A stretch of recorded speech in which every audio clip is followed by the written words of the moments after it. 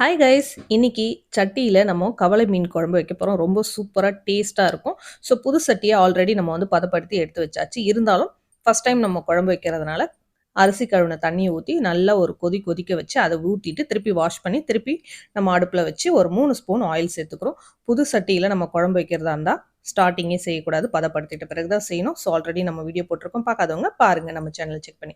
இப்போ 1 ஸ்பூன் கடுகு உளுத்தம் பருப்பு போட்டிருக்கேன். பிகினர்ஸ்க்காக சொல்கிறேன். கடுகு உளுத்தம் பருப்பு நல்லா பொரியணும். அதுக்கப்புறம் 1/4 ஸ்பூன் வெந்தயம் போட்டுக்கோங்க. ரொம்ப வெந்தயம் போடக்கூடாது.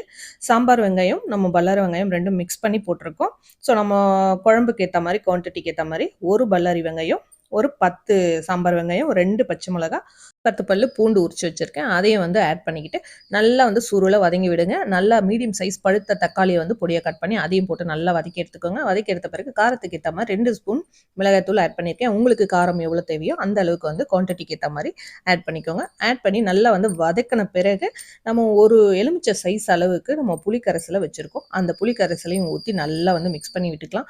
மண் சட்டியில் மீன் குழம்பு வச்சு சாப்பிட்டு பாருங்கள், செம்ம டேஸ்ட்டாக இருக்கும், வேறு லெவலில் இருக்கும். ஸோ இந்த குழம்புக்கு தேவையான நம்ம உப்பு, கல் உப்பு ஆட் பண்ணியிருக்கேன். ஸோ புதுசாக நீங்கள் செய்கிறீங்க மண் சட்டியில் அப்படின்னா இந்த மாதிரி ட்ரை பண்ணி பாருங்கள், வேறு லெவலில் இருக்கும். நான் கவலை மீன் வாங்கியிருக்கேன். நீங்கள் எந்த மீன் வாங்கியிருந்தாலும் அதை நல்லா வந்து சுத்தமாக வந்து வாஷ் பண்ணி எடுத்துக்கோங்க. புதுசாக கல்யாணம் ஆகி வந்து நீங்கள் வந்து சமைக்கிறீங்க அப்படின்னா மீனை வந்து சுத்தப்படுத்துறத முதல்ல வந்து தெரிஞ்சுக்கோங்க. க்ளீனாக இருந்தால் தான் டேஸ்ட்டாக இருக்கும், நீச்சி வாடை வராது. ஸோ நல்லா வாஷ் பண்ணி எடுத்தாச்சு. நம்ம குழம்பு தாளிச்சிடணும் இல்லையா, அந்த குழம்பு வந்து நல்லா வந்து சுண்டி வரணும், திக்காகவும் இருக்கணும். பார்க்க வந்து அந்த குவான்டிட்டி கம்மியாக இருக்கும். நம்ம தாளித்த குழம்பு திக்கானதுக்கப்புறம் நம்ம வாஷ் பண்ணி வச்சுருக்க கவலை மீனை வந்து ஆட் பண்ணிக்கிறோம். ஸோ நீங்கள் எந்த மீன் வாங்கினாலும் இதே மெத்தட் தான் செய்யணும், சூப்பராக இருக்கும். வேணும்னா தேங்காய் வேணா அரைச்சி ஊற்றிக்கலாம்.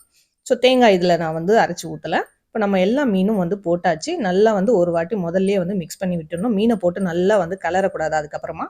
ஸோ அதுக்கப்புறம் ஒரு மூடி போட்டு ஒரு 5 மினிட்ஸ் கழிச்சு ஓப்பன் பண்ணி பாருங்கள். சூப்பராக ரெடி ஆகிடுச்சு. இந்த குழம்பு மேலே வந்து எண்ணெய் பிரிஞ்சு தனியாக தெரியுது பாருங்க. அப்படி வந்தாலே குழம்பு வந்து ரெடி ஆயிடுச்சுன்னு அர்த்தம்.